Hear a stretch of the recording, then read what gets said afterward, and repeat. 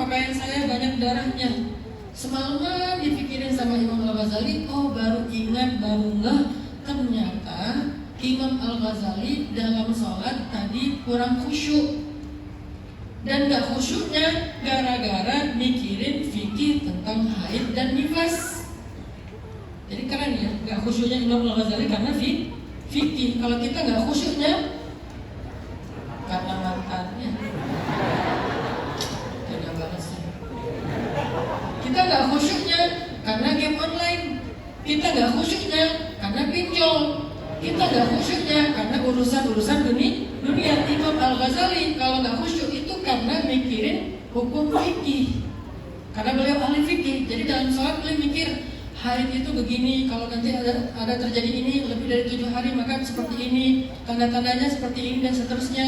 Apa bedanya haid dengan istihadah, apa konsekuensi dari nifas dan seterusnya. Mikirin haid dan nifas dalam kaitan hukum fikih di dalam sholat. Sehingga menurut Imam Ahmad itu tidak khusyuk, sehingga Imam Ahmad gak mau jadi makmumnya. Tapi yang membuat Imam Al-Ghazali takjub, bagaimana Imam Ahmad itu tahu apa yang difikirkan Imam Al-Ghazali. Kok dia bisa tahu apa yang aku pikirkan, padahal aku gak ngomong gitu. Itulah yang disebut dengan fikih. Mengerti sesuatu yang dalam, bahasa lainnya basirah, bahasa lainnya hikmah. Akhirnya Imam Al-Ghazali nanya ke Ahmad, kamu belajar ke siapa? Kok kamu bisa tahu apa yang saya pikirkan? Imam Ahmad menyatakan, saya belajar kepada seorang ulama yang tidak terkenal dan beliau tukang sol sepatu, namanya Syekh Al-Utabi di pinggir kota. Akhirnya Imam Al-Ghazali pergi ke sana pengen belajar. Sampai di sana beliau bilang, hal attabi'uka ala an tu'allimani mimma 'ullimta rusyda. Itu kalimat dari siapa? Dari Nabi Musa kepada Nabi Khadr atau Nabi Khidir. Boleh nggak saya ikut engkau? Ikut, bukan duduk dalam majelis, itu beda. Ittiba dengan julus atau majelis itu beda. Kalau ikut berarti mulazamah. Hal attabi'uka ala an tu'allimani mimma 'ullimta rusyda. Boleh nggak saya ikut engkau wahai guru agar saya bisa belajar tentang ilmu rusydun? Rusydun itu diantara maknanya adalah farasah. Farasah itu artinya firasah bahasa sekarang. Jadi bahasa Arabnya farasah atau firasah, bahasa Indonesianya firasah. Itu bagian dari rusydun. Yang lainnya hikmah, yang lainnya basirah. Ada banyak istilah untuk rusydun. Boleh nggak saya ikut engkau wahai guru? Kata gurunya, innaka lan tastati' ma'iya sabra. Wa kaifa tasbiru ala ma lam tahid bihi khubra. Kamu gak akan sabar ikut saya, kata Syekh Al-Utabi. Gimana kamu sabar tentang sesuatu yang kamu gak ngerti? Kata Imam Al-Ghazali, insya Allah saya akan bersabar. Kalau gitu kata gurunya, jangan nanya apa yang saya suruh. Persis kayak cerita Nabi Musa dengan Nabi Khidir. Akhirnya ikut kepada Imam Al-Utabi. Hari pertama ikut, kirain mau belajar taklim, buka kitab. Ternyata kata Imam Al-Utabi, bersihkanlah toko tempat sol sepatu ini. Karena udah janji nggak akan protes, ya udah bersih. Bebersih pakai sapu. Kata Imam Al-Utabi, jangan pakai sapu, pakai tangan. Akhirnya ditaruh sapu pakai tangan, bersihin. Seharian bersihin toko, udah bersih. Kirain udah siap nih mau duduk dalam majelis ilmu. Kata Imam Al-Utabi, udah selesai, udah silakan pulang, disuruh pulang. Nggak ngajarin ilmu. Besok datang lagi, suruh bersih-bersih lagi, pulang. Lusa datang lagi, bersih-bersih lagi, pulang.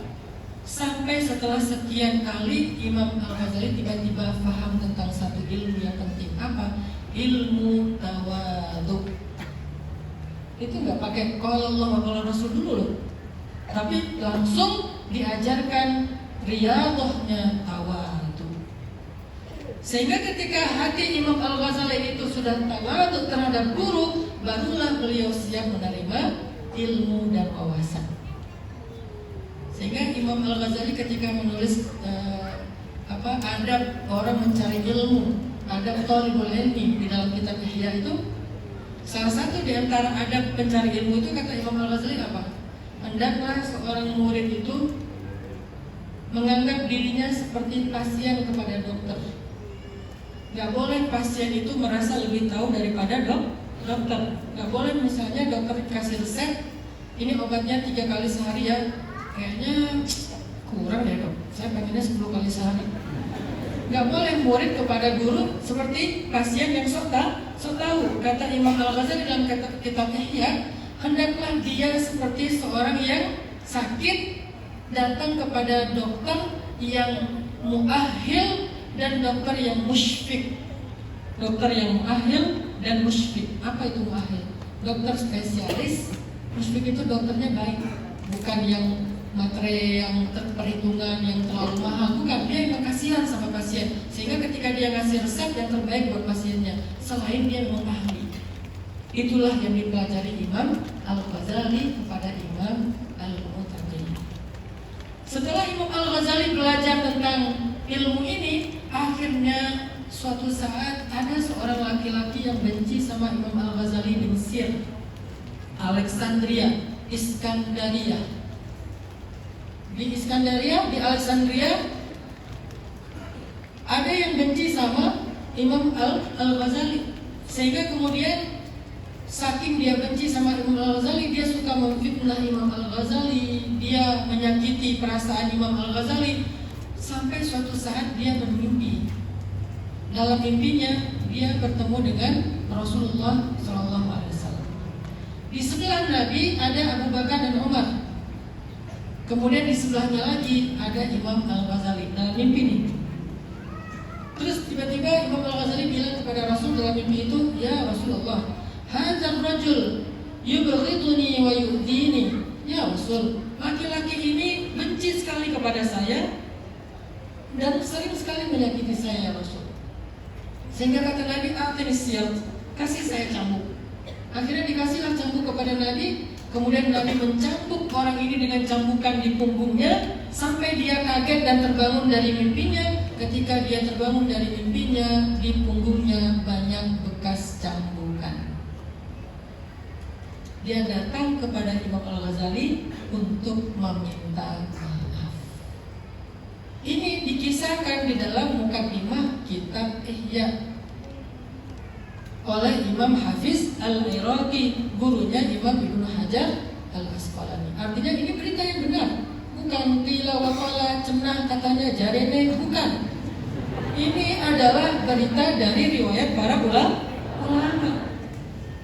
Apa poin dari semua kisah ini? Ternyata belajar ilmu itu nggak cukup cuma membaca kitab, teman-teman. Dan itu baik.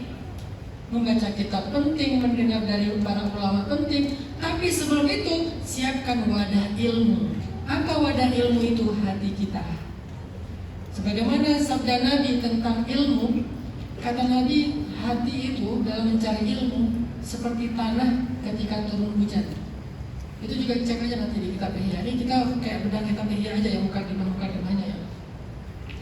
Kata Nabi, hati itu dalam mendengar ilmu seperti tanah ketika turun hujan. Tanah ketika turun hujan ada 3. Ada tanah yang menyerap air hujan, kemudian menumbuhkan tanaman, dan itulah hati yang mendapatkan ilmu, kemudian ilmunya bermanfaat untuk dirinya dan orang lain. Ada lagi tanah yang kedua, dia tidak menyerap air hujan tapi menampungnya, sehingga air itu diminum oleh manusia dan ternak seperti telaga, sumur, danau. Itulah hati yang tawadhu. Walaupun dia nggak ngerti ilmu, setidaknya ilmu itu menjadi sesuatu yang bermanfaat untuk orang lain. Kemudian yang ketiga, hati atau tanah yang tinggi dan keras, sehingga ketika turun air hujan, air itu akan mengalir ke tempat yang lebih rendah dan tanah itu tetap keras dan gersang. Itulah hati yang penuh dengan dosa dan sombong. Sehingga kalau kita ingin mencari ilmu yang ilmu itu akan menjadi fikih, akan menjadi hikmah dalam diri kita, maka coba siapkan hati kita dengan perasaan saya tidak lebih tahu dari guru saya.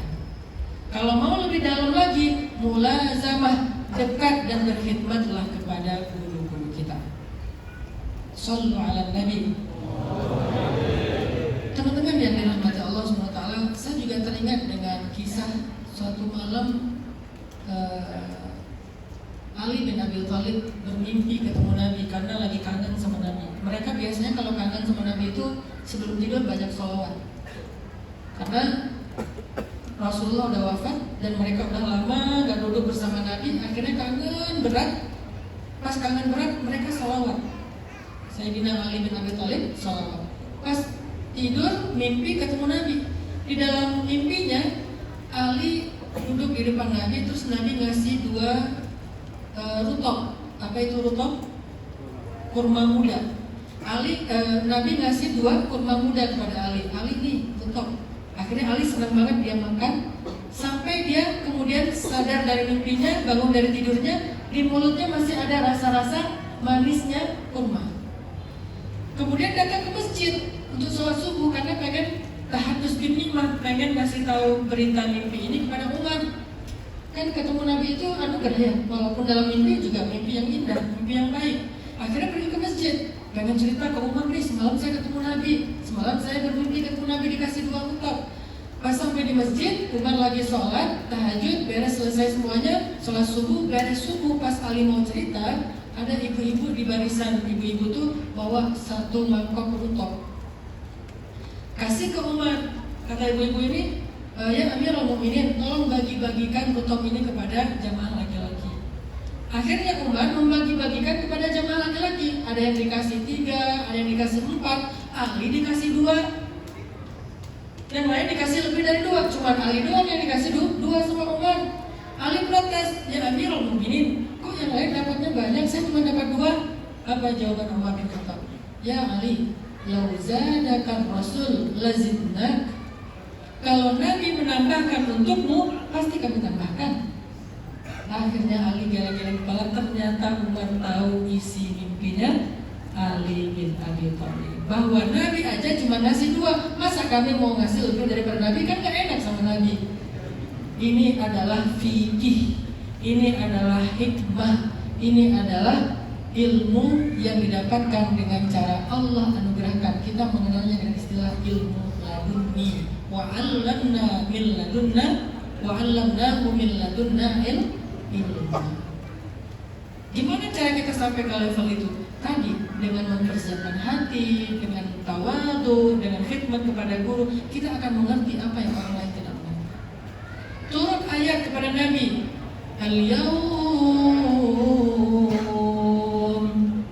Al-yawma akmaltu lakum dinakum wa atmamtu alaikum ni'mati wa raditu lakumul Islam dina. Semua sahabat takbir, Allahu Akbar, Allahu Akbar. Agama kita sudah sempurna, syariat kita sudah sempurna, Allah ridha dengan Islam untuk kita. Semua takbir. Abu Bakar menangis. Lalu para sahabat bertanya, ya Abu Bakar, ma yubkik? Wahai Abu Bakar, kenapa kamu nangis?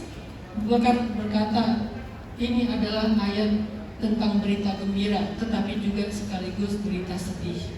Apa sedihnya wahai Abu Bakar? Kalau agama sudah sempurna, maka tugas dakwah sudah selesai. Kalau tugas dakwah sudah selesai, maka artinya sebentar lagi Nabi akan kembali kepada Allah. Baru yang lain ikut nangis.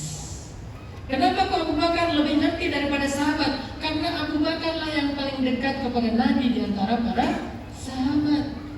Jadi yang paling dekat lebih paham, lebih faqih, lebih alim daripada yang jauh. Maka dari itu teman-teman Nabi rahmat Allah SWT, apa hubungannya dengan materi kita atau tema kita hari ini, obat hati yang lelah? Ternyata fungsi hati dalam kehidupan kita itu luar biasa. Hati itu bukan cuma untuk menyimpan perasaan-perasaan yang galau atau bimbang, khawatir, jadi khawatir. Bukan hanya tentang itu. Ternyata di dalam hati pun kita bisa menyimpan hikmah dan petunjuk Allah Subhanahu wa ta'ala. Sehingga kalau ada orang yang hatinya itu gampang lelah, gampang galau, kemungkinannya hati itu emang kosong. Hati itu kok kosong, makanya dia ringan. Kalau dia ringan, gampang terombang-ambing. Gimana biar hatinya itu sabat, biar hatinya itu teguh, Biar hatinya itu nggak gampang patah, nggak gampang lelah, nggak gampang kecewa, nggak gampang trauma, nggak gampang misalnya panik. Hati itu harus diisi, dan sebaik-baik dari isi hati itu adalah nama-nama Allah Subhanahu wa taala. Zikrullah.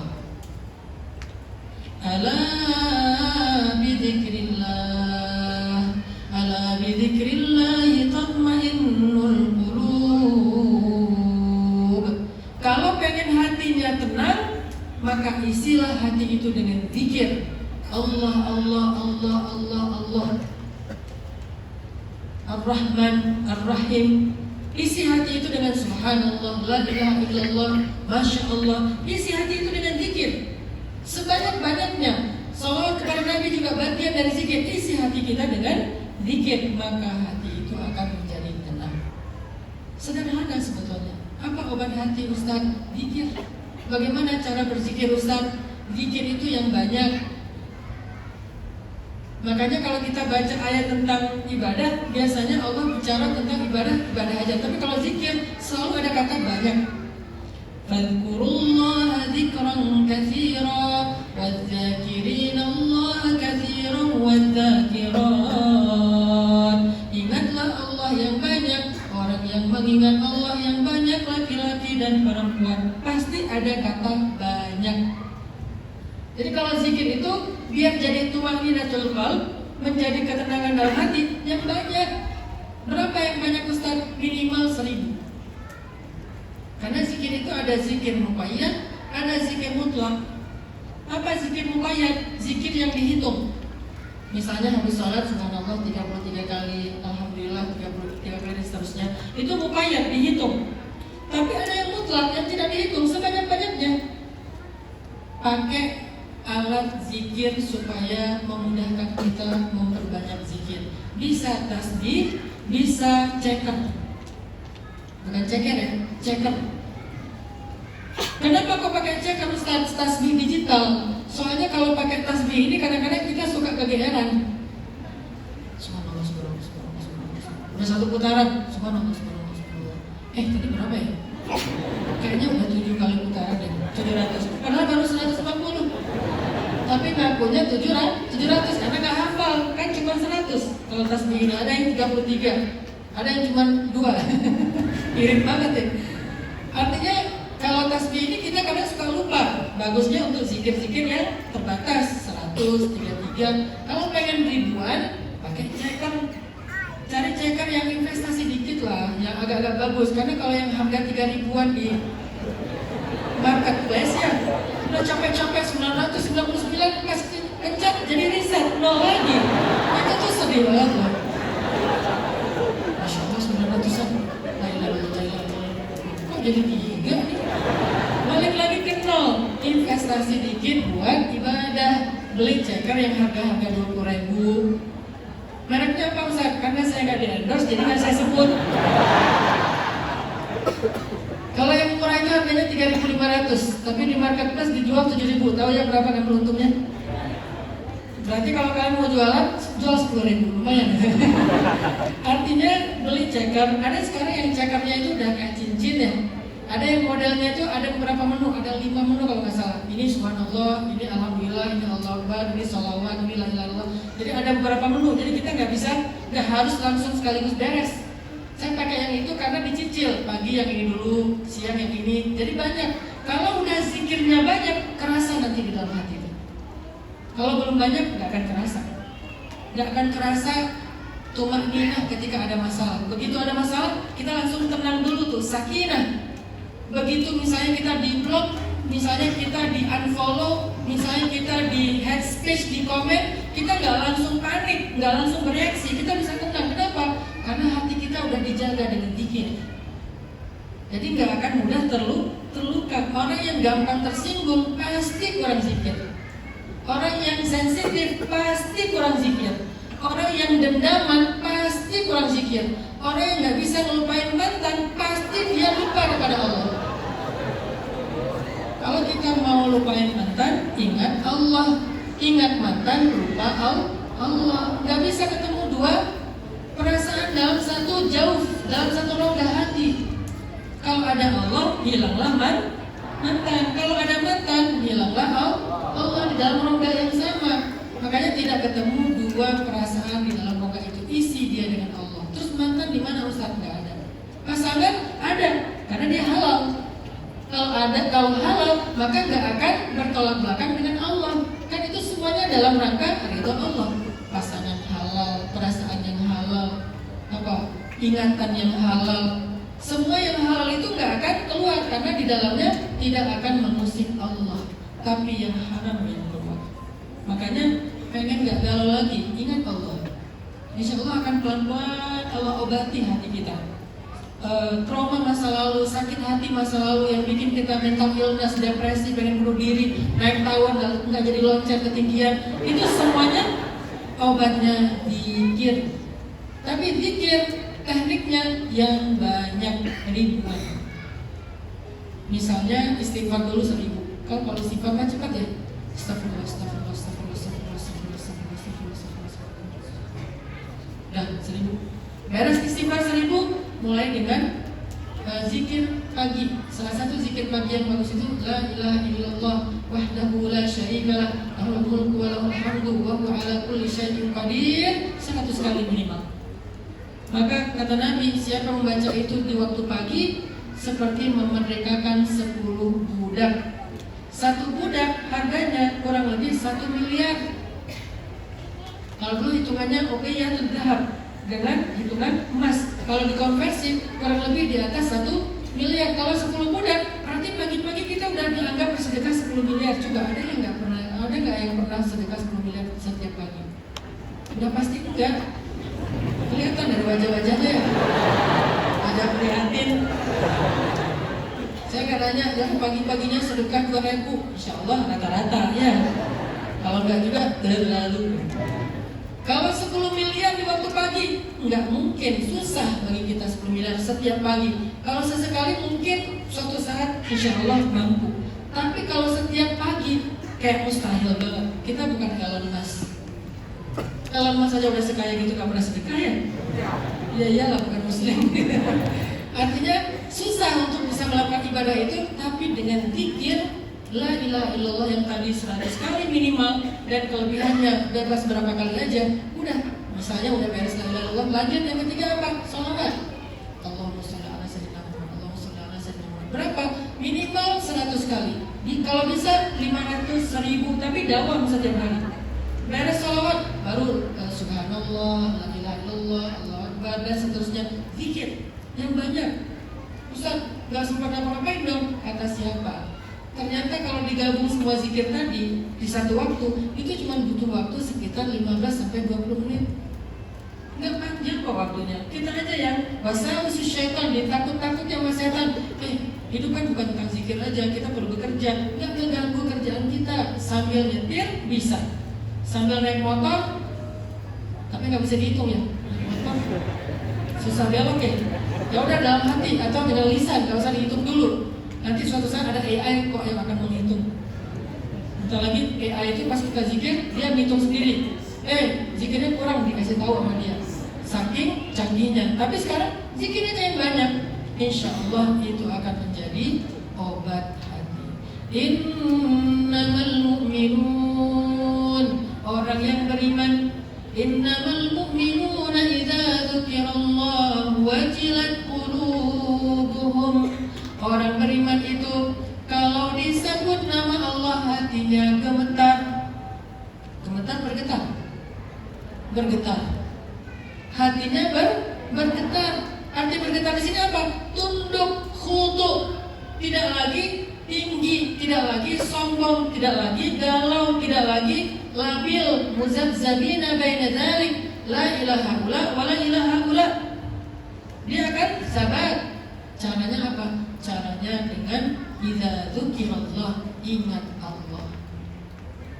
Bisa dengan zikir lisan, bisa dengan zikir pikiran. Tahu nggak zikir pikiran itu apa? Tafakkur. Zikir lisan itu subhanallah, subhanallah, subhanallah, subhanallah. Itu zikir lisan.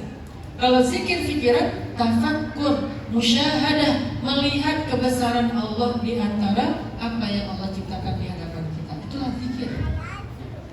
Inna fi khalqis samawati wal ard wa ikhtilafil laili wan nahari la ayatin liulil albab alladzina yadhkuruna Allah qiyaman wa qu'udan wa 'ala junubihim wa yatafakkarun. Selain yadhkurun, yatafakkarun. Ingat Allah dengan lisan, ingat Allah dengan pikiran. Itulah dzikir. Makanya kalau kita melihat sesuatu, coba temukan Allah di situ. Allah hebat, Dia menciptakan ini. Allah Maha Kuasa yang menjadikan ini. Allah Maha Pengatur yang mengatur semua ini. Temukan Allah. Itu dikenal dengan istilah musyahadah. Ka'annaka tarah. Seolah-olah engkau melihat Allah. Itu adalah satu bagian dari dua bagian tasawuf tentang ihsan, musyahadah dan muraqabah. Itulah bedanya tasawuf Ghazaliyah dengan tasawuf Syaziliyah. Kalau Syaziliyah muraqabah, kalau Ghazaliyah musyahadah. Karena dua-duanya ingin mengingat Allah, bisa dengan dilihat atau dengan melihat. Jadi teman-teman, obat hati adalah zikrullah. Setiap kali kalian ngerasa nggak nyaman di dalam hati, sebutlah ya Allah. Bisa zikir, bisa doa, atau Allahu Akbar, sholat. Karena sholat itu untuk mengingat Allah. Aqimis sholata lidzikri. Dirikanlah sholat untuk mengingat aku. Jadi kalau pengen zikir, bisa dengan zikir lisan di luar sholat, bisa dengan doa memanggil Allah, bisa juga dengan sholat. Dan isinya sholat itu semuanya zikir. Variasikan bacaan-bacaannya supaya kita khusyuk. Karena seringnya kita lupa tadi ruku apa enggak. Beres Al-Fatihah, surat favorit Al-Ikhlas. Karena cuma surat itu yang kita ikhlas. Jangan surat yang paling panjang. Apa surat yang paling panjang? Bukan Al-Kafirun. Karena nggak tahu ujungnya. La a'budu ma ta'budun wa la antum 'abiduna ma a'bud wa la ana 'abidu ma 'abadtum wa la antum 'abiduna ma a'bud wa la. Surat terpanjang bagi kita orang awam bukan Al-Baqarah, Al-Kafirun, Al-Ikhlas. Beres Al-Ikhlas langsung sujud, lupa ruku. Kenapa lupa ruku dan i'tidal? Tadi nggak khusyuk. Atau lupa rakaat. Tadi berapa? 4 ya. Kayaknya 4 ya. Kita bukannya mengambil yang paling sedikit, malah mengambil yang paling banyak. Itulah manusia. Jadi teman-teman, coba ingat Allah dengan berbagai macam cara. Zikir, doa, sholat, apalagi tadi misalnya tafakkur. Itu zikir, semuanya obat. Makanya Nabi ketika lelah, walaupun Nabi gak lelah batin, tapi lelah fisiknya dalam menggali parit khandak. Pas Nabi lagi lelah, Nabi bilang apa kepada Bilal? Arihna bis sholah ya Bilal. Istirahatkan kami dengan sholat wahai Bilal. Sehingga akhirnya Bilal azan. Allahu Akbar, Allahu Akbar. Bagi Nabi dan sahabat itu istirahat, bagi kita beban. Bahasa lagi sih. Bedanya iman Nabi dan sahabat dengan iman kita. Padahal harusnya sholat itu adalah rahatul qulub. Sholat itu rehatnya hati.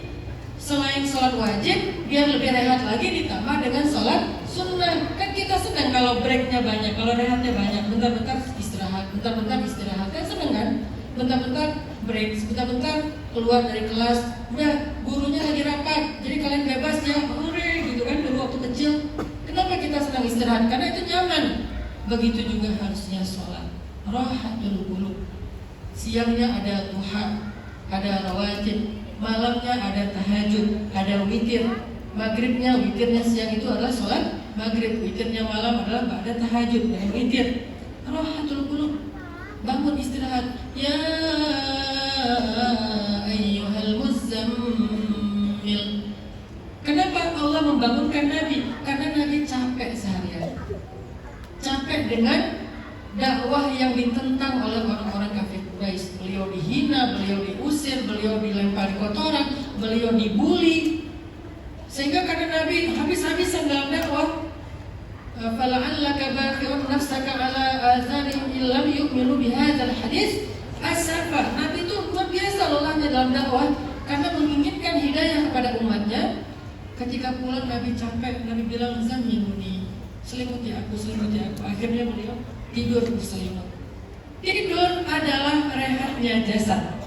Sementara Nabi masih butuh rehat yang lain selain fisiknya, rehatnya hati, supaya beliau semangat lagi dalam dakwah. Makanya setelah beliau tidur beberapa jam, Allah panggil, ya ayyuhal muzammil, kum, bangun wahai orang yang berselimut, qumil lail walaupun illa qalila nisfahu aw inqus minhu qalila aw zid alaihi warattil Qur'an tartila. Bangun sholat malam. Kenapa? Sholat itu adalah rahatul qalb, rehatnya. Itu yang pertama. Yang kedua, apa obat hati? Obat hati yang kedua adalah husnuzan billah, berbaik sangka kepada Allah. Ketika terjadi sesuatu dalam hidup kita, dapat musibah, diputusin tanpa sebab, dengan bahasa yang sangat menyakitkan. Apa bahasa yang paling menyakitkan? Kita temenan aja ya. Apa yang lebih menyakitkan lagi? Kita adik kakak aja ya. Itu berat banget loh. Mending kita musuhan aja yuk. Disuruh temenan, artinya kita harus tetap peduli sama dia, bantuin dia, ya. Tapi nggak ada status, kan capek. Kita temenan aja ya. Kita adik kakak aja. Kita jadi kakak, dia jadi adik. Kan tanggung jawab kakak itu besar ya, tapi nggak bisa ngapa-ngapain kan gitu ya. Ini yang lebih berat lagi apa coba? Kita jadi ibu anak. Ada nggak cerita itu di Al-Quran? Ada di surat curhat. Apa surat curhat? Al-Mujadalah. Kalau kita baca Mujadalah namanya surat curhat. Kalau kita baca Mujadilah namanya cewek yang lagi curhat. Siapa perempuan itu? Namanya Khawlah bintu Sa'labah. Kenapa dia diputusin sama suaminya? Dengan kata-kata apa? Kamu ibu bagi saya. Bahasa dulu disebut dengan istilah zihar. Kalau bahasa saya diputusin dengan cara yang kejam. Apa cara yang kejam? Kita ibu anak aja yuk. Itu lebih kejam daripada adik kakak, lebih kejam daripada temenan. Zihar itu kejam banget loh, dan itu budaya jahiliyah. Kita ibu dan anak. Artinya kamu haram bagi saya selama-lamanya. Akhirnya Khawlah curhat kepada Allah. Qad sami'a Allahu qawlan allati tujadiluka fi zawjiha wa tashtaki ila Allah. Tashtaki ila Allah, curhatnya kepada Allah. Minta fatwanya kepada Nabi, tapi curhatnya kepada Allah. Bukan update status, bukan taruh di story, bukan curhat di story. La haula wala quwata illa billah. Zikir sih, tapi semua orang tahu lagi ada masalah nih. Curhatnya di status hasbunallah wa ni'mal wakil. Itu curhat kepada netizen. Memang si netizen Indonesia itu adalah seorang intelijen yang paling hebat ya. Tahu aja lagi masalahnya. Akhirnya netizen punya dua akun. Satu pro suami, satu pro istri. Suami fanbase, istri fanbase. Rame di antara dua akun tersebut. Ini curhat kepada manusia, curhat kepada Allah. Lalu bagaimana cara Khawlah ini begitu luar biasa, sabar, kemudian dia gak pernah membocorkan rahasia rumah tangganya kepada siapapun. Bahkan orang tuanya atau keluarganya pun gak tahu masalah rumah tangganya. Baru ketahuan gara-gara dia diputusin suaminya dengan istilah zihar. Dia harus minta fatwa Nabi. Ini gimana maksudnya secara agama? Udah putus gak nih ya Rasulullah? Nabi karena belum turun wahyu, Nabi gak bisa jawab. Kemudian ketika Khawlah pulang, turun Jibril ngasih tahu ayatnya, surat curhat, surat Mujadalah, tentang seorang perempuan yang hebat namanya Khawlah, yang karena dia turunlah Al-Quran. Hebat banget Khawlah. Akhirnya ketika turun ayat, Nabi manggil lagi Khawlah. Wahai Khawlah, telah turun ayat tentangmu dan suamimu. Bagaimana ya Rasul, bagaimana ya Rasulullah? Allah sebaik-baik pemberi solusi. Allah pasti membela saya. Akhirnya Allah marahin tuh suaminya di satu halaman surat Al-Mujadalah. Habis suaminya dimarahin. Coba baca pembukaan surat Al-Mujadalah. Kamu itu nggak tahu diri kan, kalau terjemahan bebasnya ya. Istri kamu itu baik, kamu nikahi dia dalam kandungan perawan dan seterusnya. Gak boleh kamu berperilaku kayak gitu. Itu sebuah kezaliman yang luar biasa. Mintalah ampun pada Allah, bertobatlah. Caranya kamu harus berpuasa, atau kalau enggak memerdekakan budak, atau dengan memberikan fakir miskin makanan dan seterusnya. Dikasih hukuman oleh Allah kepada suaminya. Tapi boleh balikan. Setelah tahu kalau istrinya itu dibela Allah, akhirnya suaminya taubat dan mereka bahagia dan sampai ke surga insyaallah. Inilah husnuzan kepada Allah. Apa rahasia Khawlah dibela Allah? Berbaik sangka sama Allah. Jadi ketika ada masalah, Khawlah itu berbaik sangka dengan, ya Allah, kepada Engkau aja saya curhat. Karena cuma Engkau yang maha mendengar curhat hamba-Mu. Gak sia-sia curhat sama Engkau ya Allah. Gak mungkin Engkau mengabaikan curhatku ya Allah. Baik sangka sama Allah. Kalau kita kenapa malas curhat dalam doa? Karena kita pikir Allah gak dengar. Walaupun kita gak berani ngomong gitu, tapi kita memikirkan seperti itu loh. Ya Allah, saya punya masalah. Dia tega banget sama saya ya Allah. Saya belum ngomong apa-apa dia udah menghindar. Kalau lihat saya kan baik. Ya Allah, kok dia bisa gitu ya Allah. Saya belum kenal sih, tapi saya tahu akunnya ya Allah. Curhat sama Allah tuh. Akun. Boleh gak kita berdoa minta jodoh dengan nama akun? Kalau salah mau dikoreksi lagi. Mau minta jodoh dengan menyebut nama boleh gak? Boleh, tapi nggak boleh nuntut. Apa dalilnya? Dulu ada 4 orang, 3 tabiin, 1 sahabat. Sahabat di sini ada Abdullah bin Umar. 4 orang ini berdoa di rukun Yamani, di Ka'bah. Kata Abdullah, "Sal tu'tah." Berdoa, nanti Allah akan kasih. Akhirnya salah satu dari 4 orang ini berdoa gini, "Ya Allah, nikahkan saya dengan Sukainah _ Husain." Underscore itu bintu.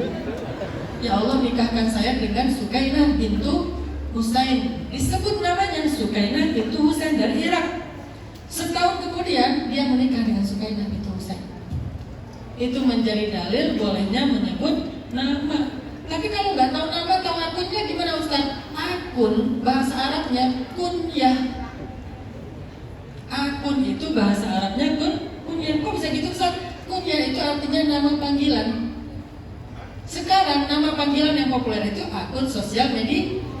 Makanya akun yang benar. Jangan akun pakai kode-kode bintang-bintang, titik-titik, underscore, underscore dan segala macam. Bingung bacanya, gimana nyebutnya? Ya Allah, yang banyak underscore-nya pokoknya susah. Yang banyak bintang-bintang strip gak jelas gitu ya Allah, susah. Makanya akun yang benar, karena itu nama panggilan. Dulu para sahabat selain punya nama asli, punya nama panggilan karena mereka suka dipanggil dengan nama itu. Sekarang nama panggilan yang kita publish ke sosial media, kita suka orang menyebut kita dengan nama akun itu.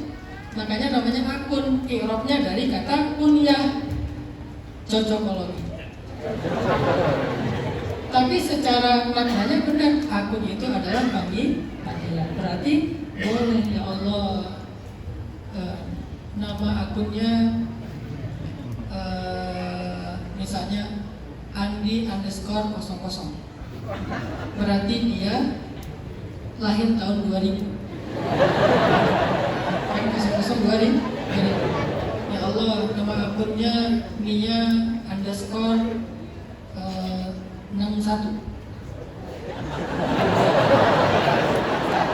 Tanggal 6 bulan 1. Bukan nenek-nenek ya. Enggak semuanya harus tentang tahun. Intinya teman-teman, minta curhat sama Allah. Kalau ada masalah itu ngomongnya ke Allah, jangan ngomong ke sosmed, jangan ngomong ke netizen. Bahkan kalau bisa jangan ngomong ke orang yang kita nggak terlalu percaya. Baru kenal langsung curhat. Kenalnya di micet, kan bahaya.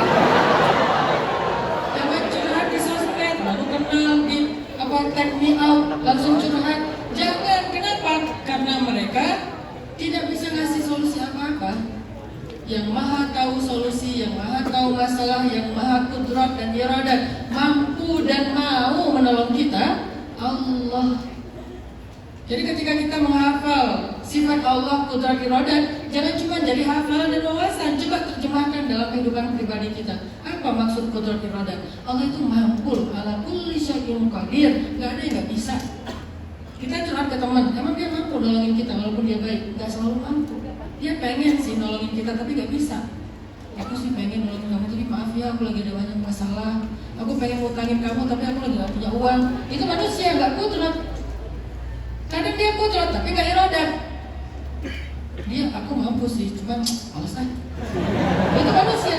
Allah itu kudrat, iradat. Dan Allah itu maha kuasa, maha mampu, dan Allah mau banget, gak mungkin gak mau nolongin kita, teman-teman. Dan kalau Allah udah mau, gak ada yang bisa bilang enggak. Kalau Allah udah bilang, kamu nikahnya sama ini ya? Hah? Gitu ya? Gak bisa, udah langsung. Gak bisa, ya udahlah terpaksa. Enggak, kalau Allah udah idza arada syai'an, itu langsung berubah loh. Tiba-tiba, oh dia sekarang beda ya? Udah gitu. Yang tadinya, najis banget. Sekarang tadi kan gitu ya, saking galau-galaunya jijik gitu ya. Yang tadinya galau, tiba-tiba kok dia beda ya sekarang ya? Dia pakai skincare apa sih? Itu kenapa bisa kayak gitu? Karena Allah kudrat untuk membolak-balikan hati. Ngapain curhat sama netizen? Emang dia kudrat iradat? Enggak, dia nggak samon, dia nggak dengar, dia nggak sama, dia nggak basok, dia nggak ada kekuasaan apapun. Ngapain kita ke dia coba? Allah itu sama dalam Asmaul Husna, Sami'un. Sami'un itu artinya apa? Betah banget ngedengerin kita. Saya mencoba menerjemahkan ke bahasa anak muda ya. Kalau bahasa formalnya, maha mendengar. Tapi kan kita bingung, maha mendengar apa sih artinya? Mendengar semuanya, iya. Tapi lebih anak muda lagi apa? Betah banget ngedengerin kita, gak pernah bosan. Kita aja yang bosan kalau ngedengerin. Kadang-kadang lagu diulang-ulang bosan.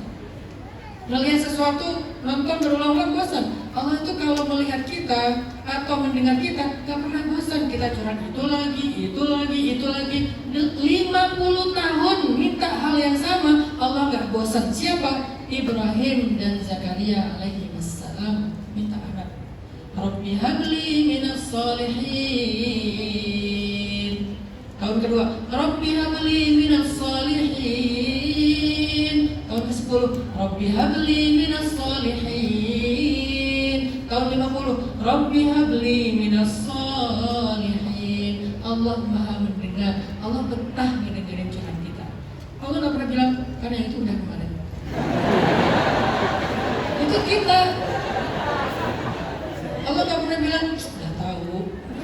Gak pernah bilang, Allah tuh kalau kita mau curhat, ini qarib, ujibu, aku tuh dekat dan aku menjawab. Menjawab itu kalau dalam bahasa konteks kita di sosial media itu apa? Typing. Kan kita seneng ya kalau kita lagi ngirim chat, orangnya langsung typing ya. Yang paling sebel kita ngechat, orangnya online tapi nggak dibaca. Dua contreng abu, nggak biru-biru gitu. Akhirnya dia online lama, lasin.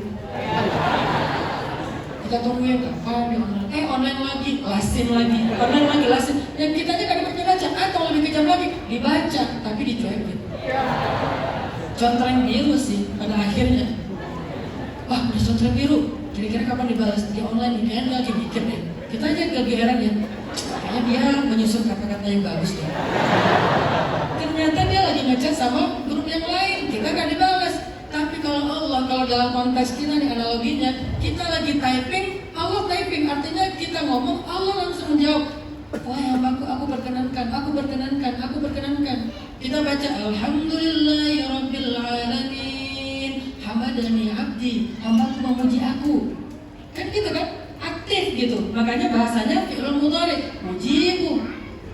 Bukan aku pernah menjawab atau ntar aja dijawab. Bukan, aku terus menjawab. Berarti Allah itu maha mendengar, maha perhatian kepada kita. Curhat aja sama yang maha kayak gini daripada kita curhat kepada yang merasa maha tahu. Siapa yang merasa maha tahu? Netizen. Makanya kalau kita dapat berita di TikTok, video kecelakaan, kan suka nggak ada captionnya tuh. Dari mana kita dapat info? Di komen.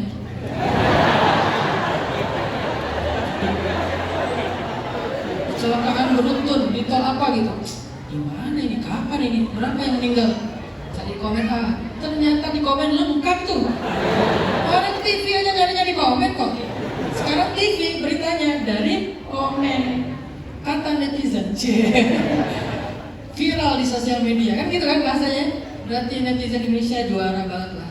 Sampai siapa Bill Gates aja geleng-geleng kepala, nyerah dia semua orang Indonesia. Tapi tetap aja mereka tidak lebih tahu dari Allah. Makanya husnuzon itu membuat kita tenang ketika ada masalah. Ya Allah, mengadu ke Allah itu nggak sia-sia. Mengadu ke Allah itu nggak dianggurin. Mengadu ke Allah itu nggak bakal didiamin, pasti direspon sama Allah SWT. Husnuzon kepada Allah. Dan dahsyat teman-teman, hasil husnuzon itu merubah banyak hal. Ada, kata Nabi, ada 4 orang ahli neraka nanti di hari akhirat yang dikeluarkan dari neraka. Kemudian mereka dihisab lagi untuk lihat apakah dosanya masih ada. Ketika dihisab ternyata dosanya masih banyak. Maka Allah berfirman kepada malaikat, kembalikan mereka ke neraka. Salah satu dari 4 orang ini kemudian berkata, Ya Rabbi, ma dhanantu annaka satu'iduni ilan nar. Inni dhanantu annaka satudkhiluni ilal jannah. Waqad ghafartani ya Rabbi. Ya Rabbi, aku gak pernah berpikir, menyangka Engkau akan mengembalikan aku ke neraka, ya Allah. Aku pikir, aku sangka Engkau telah mengampuni aku dan memasukkan aku ke surga. Maka ketika hamba ini berprasangka baik kepada Allah, Allah berfirman, wahai malaikat, shadaqa abdi, benarlah hambaku, maka masukkanlah dia ke dalam surga sebagaimana prasangkanya, bersama 3 temannya. Akhirnya 4-4-nya masuk surga. Coba bayangin, ternyata dengan husnuzon kepada Allah, orang yang di neraka aja bisa Allah keluarkan masuk ke surga. Pertanyaannya, seneraka apa sih hidup kita? Ya, nggak ada apa-apanya dibandingkan neraka. Jadi kenapa kita nggak berbaik sangka aja kepada Allah? Ya Allah, saya lagi susah. Ya Allah, masaniyaddur wa anta arhamur rahimin. Coba bayangin doanya Nabi Ayub. Gimana Nabi Ayub Allah berikan kesembuhan dalam doa. Doanya tuh doa husnuzon loh. Nabi Ayub bilang gini, Rabbi masaniyaddur wa anta arhamur rahimin. Ya Allah, saya disentuh oleh sedikit kesusahan, tetapi Engkau yang paling pemurah dan paling penyayang. Gitu doa baik sangka. Bukan, kok tega banget sih ya Allah, apalagi yang kurang dari saya ya Allah. Apa maumu, jelasin. Bukan gitu cara berdoa, gak ada baik-baik sangkanya. Nabi Ayub ketika berdoa baik sangka, ya Allah, masaniyaddur. Coba bahasanya perhatikan secara kata per kata. Masaniyaddur, bukan ini marid, saya sakit banget ya Allah, gak tahan lagi, mending saya mati aja, sakit ini udah berpuluh-puluh tahun. Gak gitu. Masaniyaddur, apa artinya? Disentuh oleh sedikit kesusahan. Padahal sakitnya luar biasa parahnya, tapi bahasanya disentuh oleh sedikit kesusahan. Karena gak enak mau ngeluh sama Allah. Tapi baru ngomong kayak gitu pun langsung ditutup dengan kalimat, gak apa-apa ya Allah, Engkau tetap maha penyayang. Wa anta arhamur rahimin. Kebayang gak ekspresi Nabi Ayub dalam theater of mind kalian? Betapa Nabi Ayub gak enakan sama Allah, mau ngomong gak enak, tapi juga beliau butuh sembuh, dan beliau kasihan kepada istrinya. Beliau juga gak tega sama istrinya, sehingga doanya itu malu-malu dan gak enakan. Ya Allah, ya Rabbi, masaniyaddur wa anta arhamur rahimin. Ya Allah, Engkau penyayang banget ya Allah, Engkau baik banget selama ini ya Allah. Masih berprasangka baik kepada Allah, padahal udah puluhan tahun diuji dengan sakit, kehilangan harta, kehilangan anak, semuanya habis dalam hidup beliau, tapi masih memuji Allah. Langsung Allah rubah, tiba-tiba Nabi Ayub Allah sembuhkan dengan perantaran air yang keluar mata air di bawah kaki beliau mandi, dan tiba-tiba beliau muda lagi seperti usia 30 tahun. Kok 30 tahun, Ustaz, bukan 17 tahun? Usia penduduk surga itu rata-rata 30 tahun. Itu usia ideal 30 sampai 40. Kalau belum 30, itu masih fase menuju ideal. Lebih dari 40, fase meninggalkan ideal. Ideal itu 30 ke 40, itu ideal penduduk surga. Ustaz yang meninggalnya udah usia 70 gimana? Tenang, nanti jadi muda lagi. Ustaz yang meninggalnya masih ABG, usianya 16 tahun gimana? Tenang, nanti jadi sebaya. Ustaz, kalau kita meninggal tapi kayaknya kita biasa-biasa aja, nggak menarik, kira-kira udah jomblo lagi meninggal. Nanti di surga ada pasangan nggak, Ustaz? Kata Nabi, di surga tidak ada azib. Azib itu jomblo. Tidak ada orang yang sendiri di surga, semua punya pasangan. Lebih keren malah nikahnya di surga. Weddingnya, WO-nya malaikat. Wedding organizer-nya para malaikat. Yang akan mengakadkan Allah. Yang menyaksikan para penduduk surga. Saya terima nikahnya Fulan, saya terima nikahnya Fulanah bintu Fulan dengan mahar satu surga seluas langit dan bumi. Masya Allah. Bukan dengan mahar seperangkat alat sholat, dengan mahar surga seluas langit dan bumi. Bulan madunya kemana? Surga. Masya Allah. Artinya kalau kita meninggalnya nanti dalam kondisi gak sempurna gimana Ustaz? Belum punya pasangan, hidung biasa-biasa aja, kulit biasa-biasa aja, gimana Ustaz? Nanti akan Allah perbaiki. Karena semua orang akan indah pada masanya. Laki-laki surga tingginya 80 hasta. Ini 1 hasta, setengah meter. Berarti kurang lebih 35 sampai 40 meter. Jangan bilang raksasa, kitanya yang hobbit. Karena Nabi Adam tingginya 80 hasta. Kemudian cakepnya seperti Nabiullah Yusuf. Kayak gimana cakepnya Nabiullah Yusuf? Gampang cara mengukurnya. Nabiullah Yusuf itu saking gantengnya, cewek ngelihat Nabi Yusuf ngiris tangan berdarah, gak berasa. Apa sih mau berdarah? Itu ganteng tuh. Kalau kalian pengen ngerasa GR banget, ngerasa paling ganteng se-Eropa, coba kalian kasih jarum pentol ke cewek. Mbak, ini jarum pentol, berapa mas? Tolong tojos ini. Tusuk. Tolong tusuk jari mbak. Tapi bentar mbak, lihat wajah saya sambil tusuk jari. Kamu kenapa? Kalau sakit, berarti saya nggak ganteng. Kalau nggak sakit, berarti saya ganteng. Bukan sakit lagi, tetanus. Berarti kita udah nggak ganteng, parah gitu. Tapi Nabi Yusuf saking gantengnya beliau, cewek ngiris tangannya berdarah melihat Nabi Yusuf nggak berasa. Kan berarti gantengnya ganteng-ganteng malaikat ya, bukan ganteng-ganteng serigala kan? Ganteng-ganteng malaikat. Itulah penduduk surga. Kuatnya sekuat Nabi Musa. Akhlaknya, ini yang paling istimewa nih. Akhlaknya seperti Nabi Muhammad SAW. Itu kan cowok, Ustaz. Kita gimana? Tenang. Perempuan surga, bahasa Al-Qurannya tuh banyak. Ada istilahnya hurul ain. Tahu arti hurul ain? Hur itu matanya lebar. Buat kita yang satu garis gimana Ustaz? Nanti akan lebar sendiri. Hur matanya lebar tetapi dia menundukkan pandangan. Nanti perempuan surga itu kulitnya, ini banyak sifat-sifat ahli surga dalam hadis, kulitnya bening sampai kalau dia minum air kelihatan di sini airnya. Kamu lagi minum sirup ya? Kok tahu? Itu warnanya biru. Kamu lagi minum apa misalnya kopi ya? Kok hitam? Enggak, itu kulit. Misalnya. Mereka di dunianya, kamu senang banget minum kopi? Enggak, aku nggak minum kopi, minum susu. Oh, maaf ya, kirain kopi. Enggak. Intinya teman-teman, penduduk surga itu semua keren. Dan Nabi Ayub kembali lagi di usia 30 tahun. Istrinya pulang, melihat suaminya udah berubah. Maka istrinya tanya, Man, kamu siapa? Saya Ayub.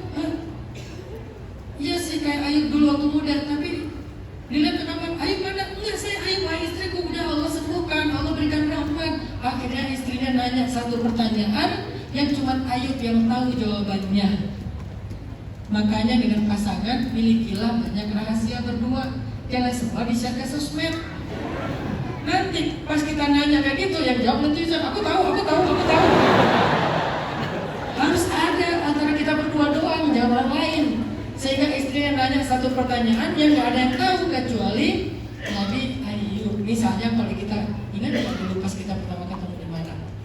Aku tahu. Mereka udah pernah share kok di sosmed. Oke. Ingat nggak dulu pas kita pesan bakso, kita makannya baksonya bakso apa? Bakso cincang, bakso urat, bakso apa? Haji misalnya, bakso goreng atau apa? Kan itu rahasia ya. Ketika ditanya Nabi Ayub menjawab yang menjadi rahasia mereka. Kita kadang-kadang hari pernikahan aja lupa. Coba bayangin pas kejadian kayak gitu nggak bisa jawab. Kamu haram, haji. Diusir dari rumah. Karena suami sendiri. Nabi Ayub bisa menjawab, akhirnya istrinya juga diberikan karunia dengan mandi air itu dan kemudian jadi muda lagi. Setelah mereka muda, Allah karuniakan mereka anak-anak yang wafat satu persatu dan persis seperti anak yang wafat, wajahnya, karakternya, dan diberikan nama dengan nama yang sama. Apa rahasia dibalik semua itu? Wa anta arhamur rahimin, berbaik sangka kepada Allah. Makanya ketika kita ingin hati kita tenang, kita gak gampang lelah, coba pikirkan kepada Allah itu yang baik-baik. Misalnya dikasih musibah gimana Ustaz? Wa asa an takrahu syai'an wa huwa khairul lakum wa asa an tuhibbu syai'an wa huwa syarrul lakum wallahu ya'lamu wa antum la ta'lamun. Bisa jadi kalian benci sesuatu, kok gini sih, kok dia sih, kok orang ini sih, kok si eta sih. Kita kan sering protes kan, kok gini banget hidup saya. Wasan takrahu syai'an, kalian benci sesuatu padahal itu baik untuk kalian. Dan bisa jadi kalian menyukai sesuatu padahal saya pengennya ini, pengennya itu, padahal itu buruk untuk kalian. Dan Allah lebih tahu sedangkan kalian tidak tahu.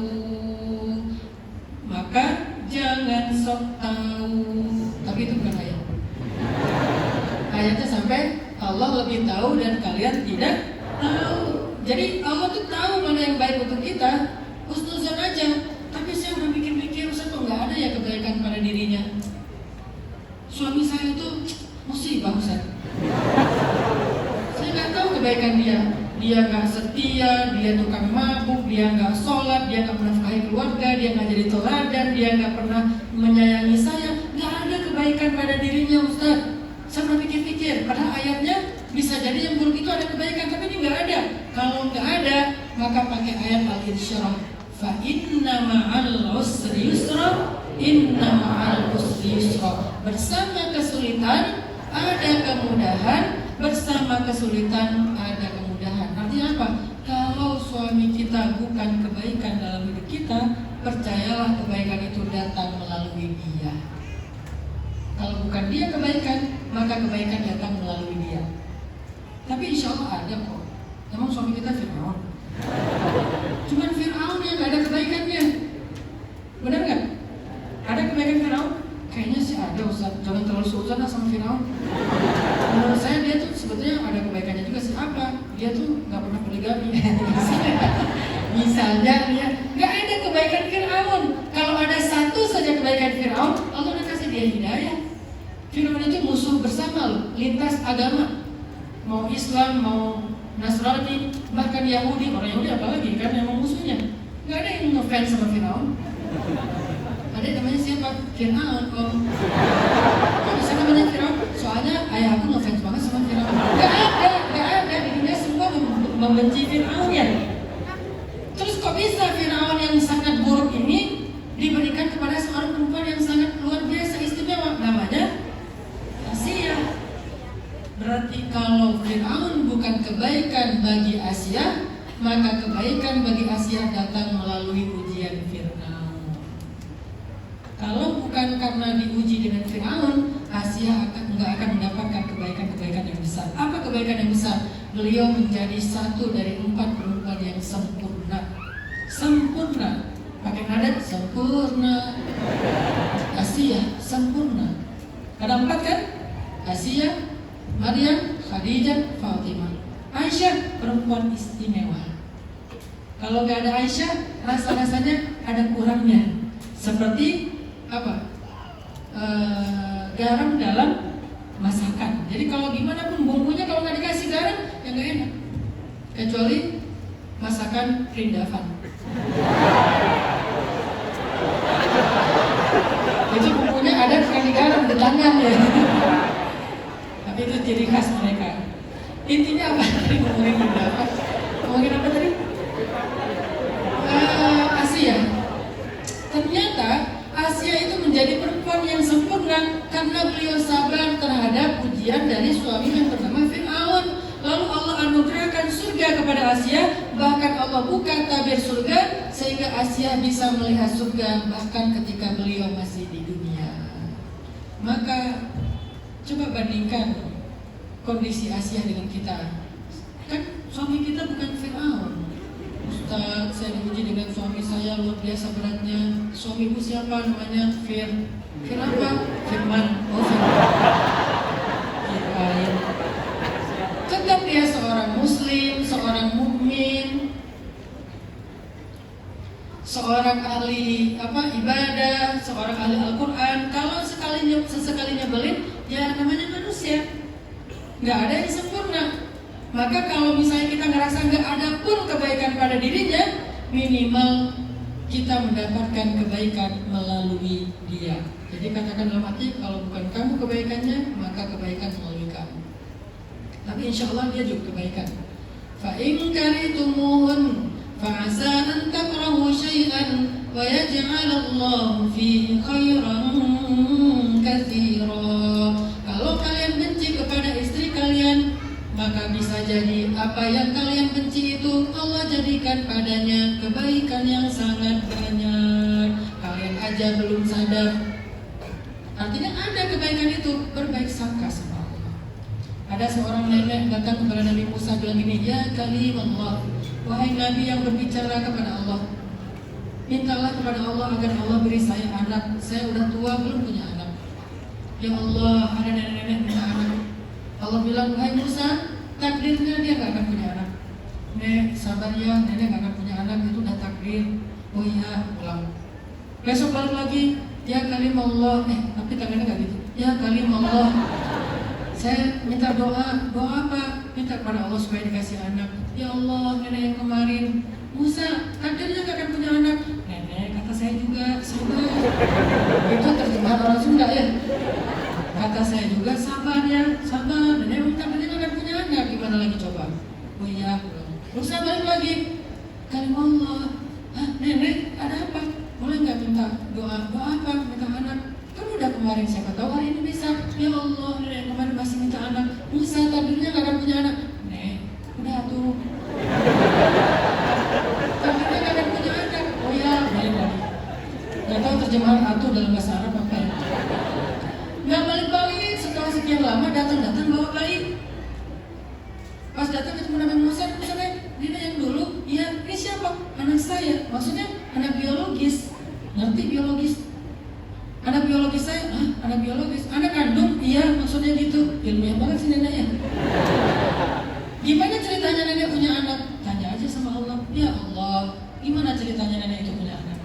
Wahai Musa, setiap kali dia meminta anak, aku katakan takdirnya gak punya anak, dia pulang sambil membaca Ya Rahim Irhamni, Ya Rahim Irhamni. Wahai Allah yang Maha Rahim, kasihanilah saya. Kasihanilah saya ya Allah, sayangilah saya ya Allah, beri saya anak ya Allah. Terus panjang jalan dia bilang Ya Rahim Irhamni, Ya Rahim Irhamni.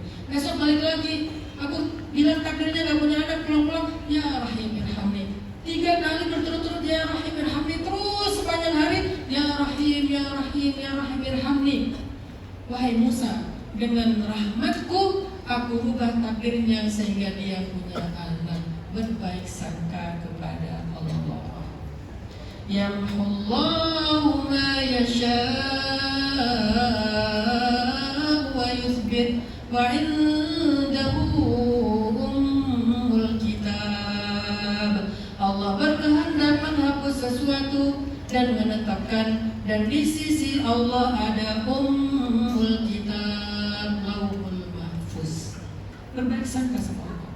Nabi Musa juga pernah tanya kepada Allah, Ay Rabbi, siapakah umatku yang paling rendah derajatnya di matamu? laki-laki buta dan paling terakhir masuk ke tempat ibadah, ma'bad. Nabi Musa cari mana laki-laki itu? Oh itu, seorang laki-laki tua, buta dan paling sering belakangan kalau ibadah. Jadi ini orang yang kadang masbuknya masbuk istiqomah. Istiqomah banget masbuk, paling belakang. Sholat Jumat pas khatib udah turun dari mimbar. Sholat Idul Fitri pun kayak gitu. Baru khutbah, nanti aja bayar khutbah. Padahal Idul Fitri kebalik. Sholat dulu baru khutbah. Dia pikir kalau khutbah belum sholat, saking nggak pernah ke masjid. Dia kira kayak Jumatan gitu.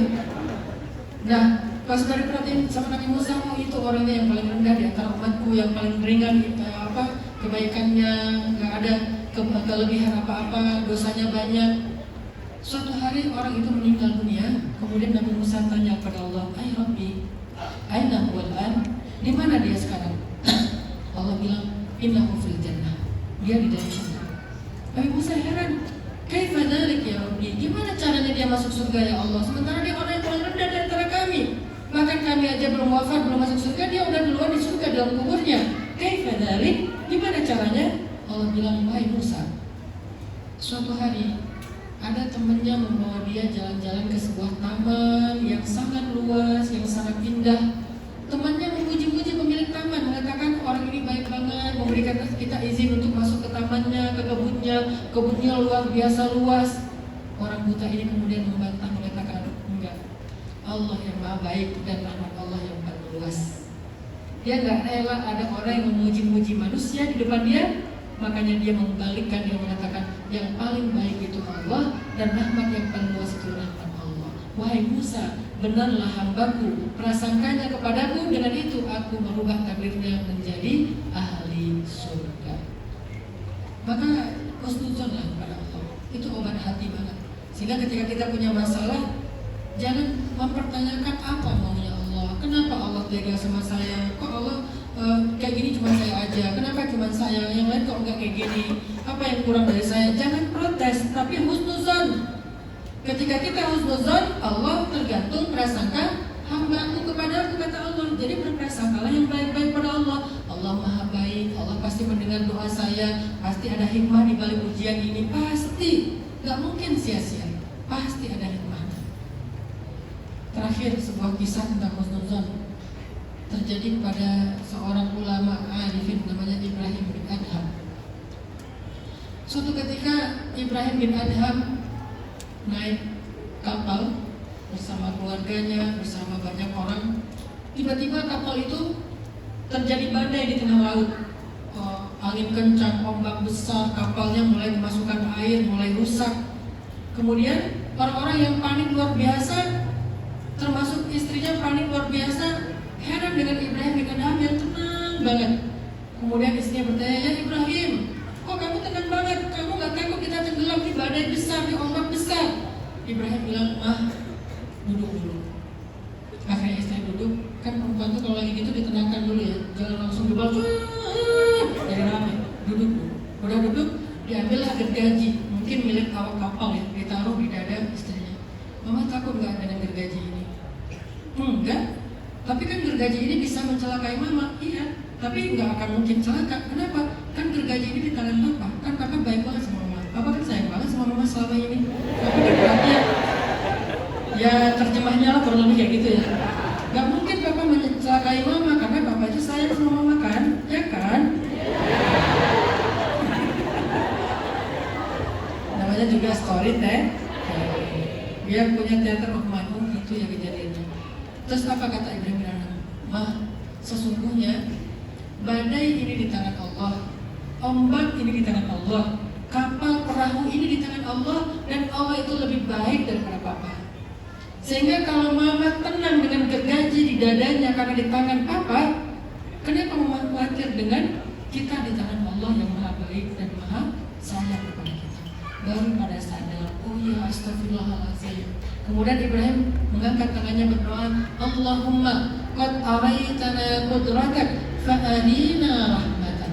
Ya Allah, Engkau sudah tampakkan kepada kami kekuasaan-Mu, sekarang tampakkan juga kepada kami kasih sayang-Mu. Tiba-tiba badai reda, ombak tenang, mereka selamat. Lihatlah Allah seperti itu. walaupun gergaji di dada kita, walaupun ombak badai segala macam, tapi bukankah semua itu di tangan Allah? Dan Allah nggak akan mencelakai hambanya, Allah nggak akan menyia-nyiakan kebaikan hambanya.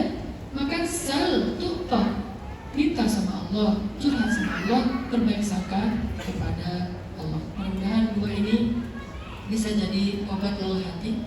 Yang pertama adalah zikrullah, yang kedua adalah husnuzan billah.